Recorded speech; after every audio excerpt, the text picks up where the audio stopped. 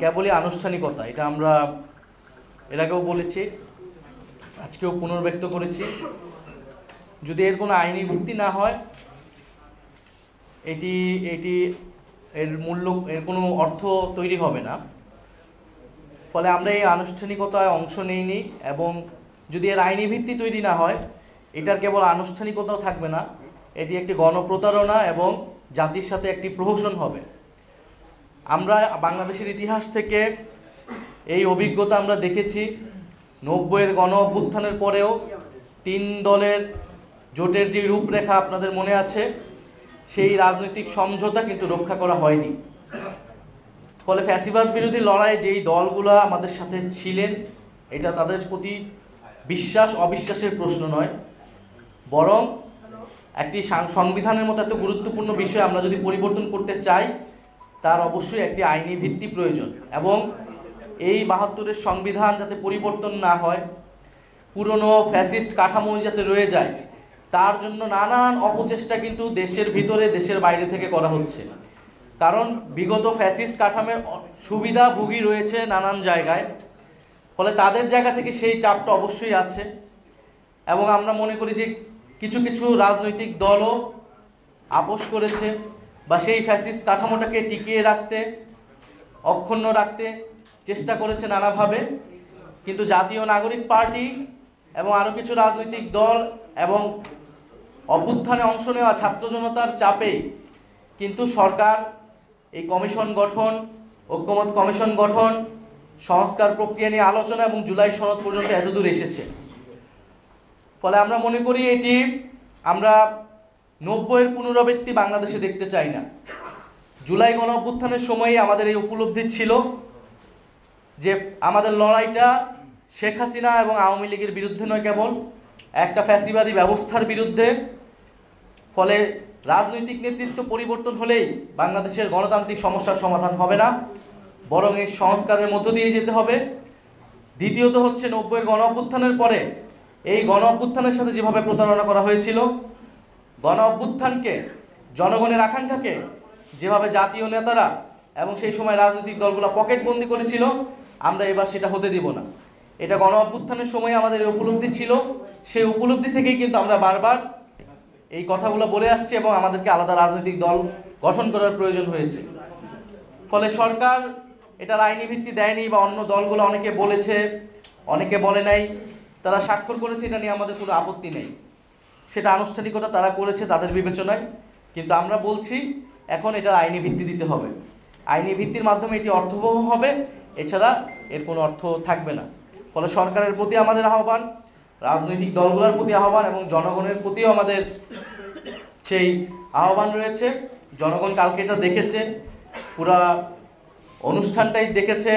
সেখানে জুলাই যোদ্ধা যারা ছিলেন, শহীদ পরিবারদেরকে কীভাবে অবমাননা করা হয়েছে, এবং জনগণের সাথে কোনো ধরনের সম্পর্ক, কোনো সংশ্লিষ্টতা ছিল, জনগণের আকাঙ্ক্ষার কোনো বাস্তবায়ন বা প্রতিফলন গতকালকের অনুষ্ঠানে ঘটেছে বলে আমরা মনে করি না। বরং এটি তখনই ঘটবে জুলাই গণ অভ্যুত্থানে অংশ নেওয়া ছাত্র জনতার সার্বভৌম অভিপ্রায় হিসেবে যখন প্রফেসর মোহাম্মদ ইউনূস একটি আদেশ জারির মাধ্যমে এর আইনি ভিত্তি তৈরি করবে, এবং সেই ভিত্তি অনুসারে গণভোট এবং পরবর্তী নির্বাচিত সংসদ এবং গণপরিষদ একটি নতুন সংবিধান তৈরি করবে। বেশিরভাগ দলই স্বাক্ষর অনুষ্ঠানে গেলেও তারা হয়তো সরকারের আহ্বানে সেখানে গিয়েছে, কিন্তু পুরা ঐক্যমত কমিশনের আলোচনা জুড়ে কিন্তু এই সংস্কার ইস্যুতে আমাদের সাথে আরও অনেকগুলো দল দৃঢ় অবস্থান জানিয়েছেন এবং আইনি ভিত্তির কথা তারা বারবার বলেছেন, গতকালকের স্বাক্ষরের পরেও বলেছেন। ফলে আমরা মনে করি যে আমাদের সাথে সেই ঐক্যটা রয়েছে সংস্কার প্রশ্নে, এবং যদি আইনি ভিত্তির সম্ভাবনা আসলে তৈরি না হয়, সেটা যদি একটা প্রহসন এবং প্রতারণা হয়, অবশ্যই সেই দলগুলোকে রাজপথেই নেমে আসতে হবে, আমাদের সাথেই এসে যুক্ত হতে হবে এবং ঐক্যবদ্ধভাবে আমাদের এটা আদায় করতে হবে। আরেকটি বিষয় হচ্ছে নির্বাচনী জোট। এটা হচ্ছে সংস্কার প্রক্রিয়া নিয়ে এক ধরনের অবস্থান, এক ধরনের ঐক্য অনৈক্য কিন্তু ছিল গত কয়েক মাস ধরেই, কিন্তু নির্বাচন কিন্তু এর থেকে আলাদা। নির্বাচন যখন হবে, নির্বাচনী জোটের বিষয়টা হবে, সেটাকে আমরা আলাদা হিসেবেই বিবেচনা করছি, আলাদা হিসেবেই দেখছি। আচ্ছা, আমি তানহা তাসনিম, বিবিসি নিউজ থেকে এসেছি। একটা প্রশ্ন, সেটা হচ্ছে আপনারা বারবার পক্ষপাতমূলক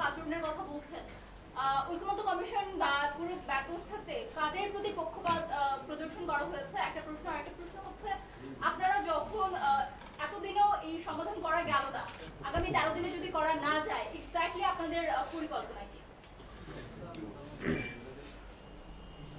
আমরা ঐক্যমত্য কমিশনকে বরাবরই ধন্যবাদ জানিয়েছি এই কঠিন কষ্টসাধ্য কাজটি করার জন্য। সবগুলো রাজনৈতিক দলকে এক জায়গায় নিয়ে এসে একটা দীর্ঘ আলোচনা এতদিন ধরে চালিয়ে যাওয়া, এটা বাংলাদেশের ইতিহাসে আসলে খুবই দুরূহ ঘটনা।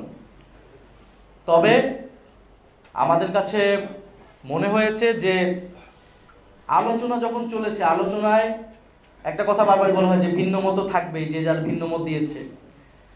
আপনি 5টা মত দিলেন, আমি 5টা মত দিলাম, এখান থেকে কিছু রাখা হবে, কিছু রাখা হবে না। কিন্তু আমরা যখন গণতন্ত্রের কথা বলি, এটা কিন্তু আসলে ভিন্ন মত বা আপনি কয়টা মত দিয়েছেন এটা গুরুত্বপূর্ণ হওয়ার কথা ছিল যে আপনার কথাটা যৌক্তিক কিনা, ন্যায্য কিনা।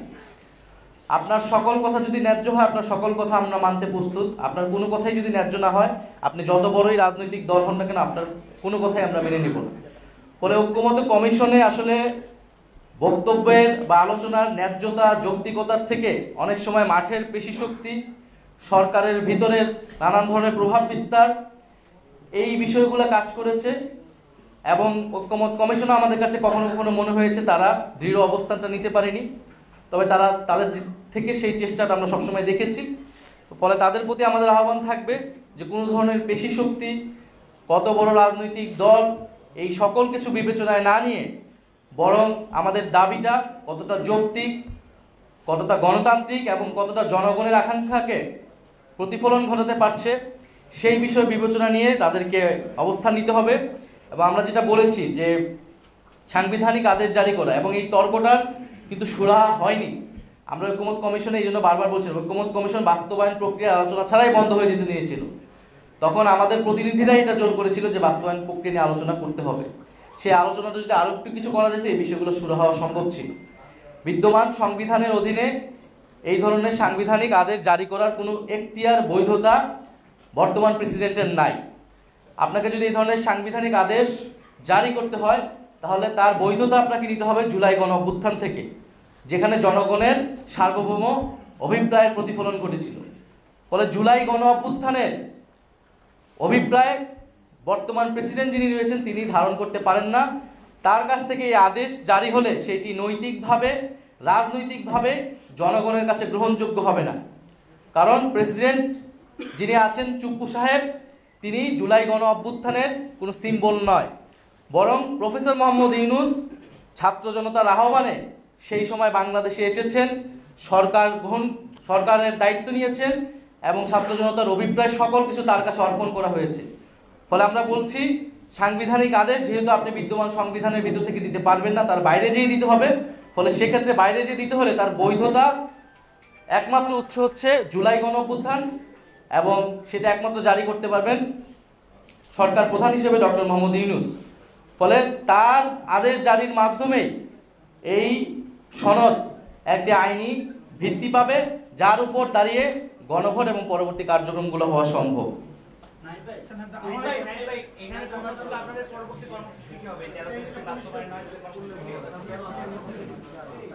একটা তো আমরা বলেছি ঐক্যমত্য কমিশন যদি আলোচনায় ডাকে আমরা তাদের সাথে বলবো, আলোচনা চালিয়ে যাব। দ্বিতীয়ত আমরা জনগণের কাছে আমাদেরকে যেতে হবে, কারণ যেহেতু জনগণকে ছাড়াই আমরা মনে করি জনগণের বিরুদ্ধেই গতকালকের ঘটনাটি ঘটেছে। ফলে আমাদের রাজপথে কর্মসূচি থাকবে এবং আমরা দ্রুতই সেই কর্মসূচি ঘোষণা করব সারা দেশব্যাপী।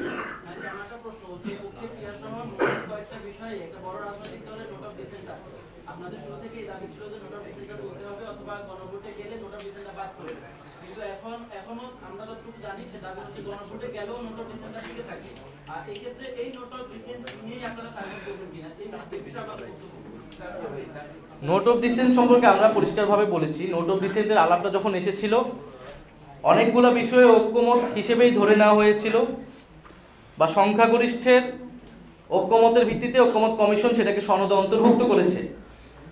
কিন্তু যেহেতু কিছু কিছু দল ওই অবস্থানে তার একটা ভিন্ন অবস্থান ব্যক্ত করেছিলেন আলোচনায়, সেটা একটা হিস্টোরিক্যাল ডকুমেন্ট হিসেবে সেই ভিন্ন মতটা উল্লেখিত করার অনুরোধ তারা জানিয়েছিলেন। সেই জায়গা থেকে কিন্তু নোট অফ ডিসেন্টটা এসেছিল। ফলে নোট অফ ডিসেন্টের সাথে জুলাই সনদের আসলে কোনোই সম্পর্ক থাকবে না, থাকার কথা নয়। এবং গণভোটে গেলেও নোট অফ ডিসেন্টের কার্যকারিতা থাকবে না। আমরা বলেছি 84টা বিষয়ে সনদ স্বাক্ষরিত হয়েছে বা সনদ প্রণীত হয়েছে, স্বাক্ষরিত হবে। এই 84টা বিষয় গণভোটে যাবে, জনগণ যদি পক্ষে ভোট দেয় এই 84টা বিষয়ই বাস্তবায়ন হবে। ফলে কে নোট অফ ডিসেন্ট দিয়েছিল বা কোথায় দিয়েছিল এটার আর কোনো প্রাসঙ্গিকতা থাকবে না, কার্যকরিতা থাকবে না। সেটা একটা ঐতিহাসিক দলিল হিসেবে, ভিন্ন মত হিসেবে সেটা ঐক্যমত কমিশন তারা ব্যক্ত করেছে, সেটা অলরেডি ডকুমেন্টেড হয়েছে। আমরা শেষ আমি চ্যানেলে একটা কাজ করি। আমার একটা প্রশ্ন ছিল যে আপনাদের দলের নিবন্ধন বিষয়টা ঝুলে আছে এখনো, তো নির্বাচন কমিশন থেকে বলা হয়েছে যে আপনাদের যে প্রতীকের যে বিষয়টি সেটি শুরু না হলে 19 তারিখ পর্যন্ত আপনাদের সময় দেওয়া হয়েছে। আগামীকাল আপনারা কি সিদ্ধান্ত নিলেন অথবা পরবর্তী প্রক্রিয়া? নির্বাচন কমিশনের কার্যক্রম নিয়ে আমরা প্রথম থেকেই প্রশ্ন তুলেছিলাম। আমাদের নিবন্ধনের এই বিষয়গুলো হওয়ার আগে থেকেই নির্বাচন কমিশনের প্রতি আমাদের যে ক্ষোভ, যে নির্বাচন কমিশন পক্ষপাতমূলক আচরণ করছে, নির্বাচন কমিশন সঠিক উপায়ে গঠিত হয়নি এবং আমরা পুনর্গঠনের আলাপ জানিয়েছিলাম, এগুলো সব কিছুই কিন্তু হয়েছিল এই প্রতীক ইস্যুর আগেই।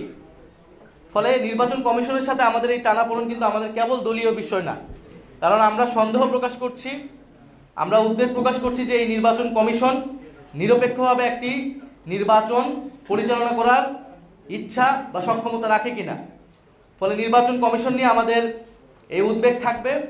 আমরা খুব স্পষ্টভাবে বলেছি শাপলা এবং সাপ্লাই হবে জাতীয় নাগরিক পার্টির মার্কা, সেই মার্কা নিয়ে আমরা নির্বাচনে অংশগ্রহণ করতে চাই।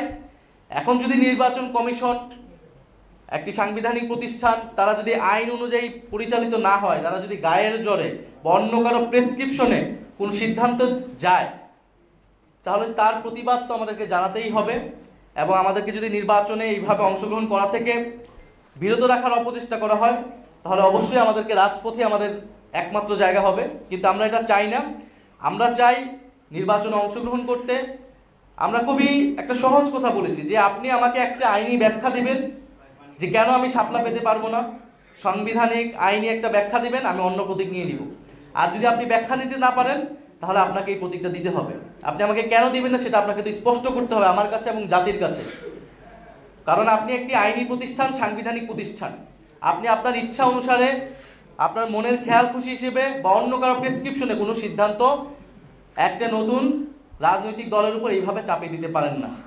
আরেকটি বিষয় আমি বলতে চাই, যেহেতু নির্বাচনও খুবই দ্রুত এবং আমরাও নির্বাচনের প্রস্তুতি নিচ্ছি, খুবই দ্রুতই আমাদের প্রার্থী তালিকা চূড়ান্ত হবে। ফলে নির্বাচনে যে লেভেল প্লেইং ফিল্ডের কথা, একটি খুবই কমন জিনিস, সেই বিষয়ে আমরা দৃষ্টি রাখছি। বিশেষত সরকারের জনপ্রশাসন মন্ত্রণালয় কিভাবে সিদ্ধান্ত নিচ্ছে, যে এই জনপ্রশাসন কমিটি গঠিত হয়েছিল এই মন্ত্রণালয়কে একটা নজরদারি এবং সুষ্ঠুভাবে পরিচালনার জন্য, সেই কমিটি সঠিকভাবে কাজ করছে কিনা, কিভাবে এই নিয়োগগুলো হচ্ছে সেখানে কোনো পক্ষপাত হচ্ছে কিনা, মেধা ও যোগ্যতার ভিত্তিতে সেখানে নিয়োগ বা পদায়ন বা বদলিগুলো হচ্ছে কিনা, এই বিষয়ে আমাদের যথেষ্ট সন্দেহ তৈরি হচ্ছে। আমরা পরবর্তী দিনগুলোতে এই বিষয়ে আমাদের আরও স্পষ্ট বক্তব্য উপস্থাপন করব। আরেকটি বিষয় আপনাদের কাছে বলতে চাই, কিছুক্ষণ আগেই আমরা দেখেছি বিএনপির স্থায়ী কমিটির সদস্য সালাউদ্দিন সাহেব, উনি গতকালকের ঘটনায় জুলাই যোদ্ধা যারা গতকালকে আহত হয়েছে তাদেরকে ফ্যাসিস্ট আওয়ামী লীগের অনুসারী হিসেবে তাদেরকে আখ্যা দিয়েছেন। আমরা তীব্র নিন্দা এবং প্রতিবাদ জানাচ্ছি এবং হয়তো তিনি ভুলবশত, হয়তো তার কাছে তথ্য না থাকার কারণে তিনি এরকমটা বলেছেন। যেহেতু তিনি দীর্ঘদিন দেশে ছিলেন না, যেহেতু তিনি জুলাই অভ্যুত্থানের সময় দেশে ছিলেন না, রাজপথে ছিলেন না, সেহেতু হয়তো তিনি জানেন না যে কে রাজপথে ছিল, কারা লড়াই করেছিল, কারা বুলেটের সামনে দাঁড়িয়েছিল। আতিকুল গাজী যার হাত কাটা গিয়েছে, তাকে যখন ফ্যাসিস্ট আওয়ামী লীগের দোসর বলা হয়, যখন শহীদ মীর মুগ্ধের বাবাকে ফ্যাসিস্ট আওয়ামী লীগের দোসর বলা হয়, শহীদ ইয়ামিনের বাবাকে ফ্যাসিস্ট আওয়ামী লীগের দোসর বলা হয়, তাদের যে কোনো দাবির জন্যই, দাবির প্রেক্ষিতে, সেটা আমাদের জন্য খুবই কষ্টের, খুবই বেদনাদায়ক। ফলে আমাদের আহ্বান থাকবে তিনি তার এই বক্তব্য অবিলম্বে প্রত্যাহার করবেন এবং সেই আহত যোদ্ধা এবং শহীদ পরিবারদের কাছে ক্ষমা চাবেন এবং তাদের সাথে বসে জুলাই গণ অভ্যুত্থানের গল্পটা শুনবেন, ইতিহাসটা শুনবেন, কারা লড়াই করেছিল, কিভাবে লড়াই করেছিল, কিভাবে এই দেশ স্বাধীন হয়েছিল এবং আজকে আমরা এখানে কথা বলতে পারছি।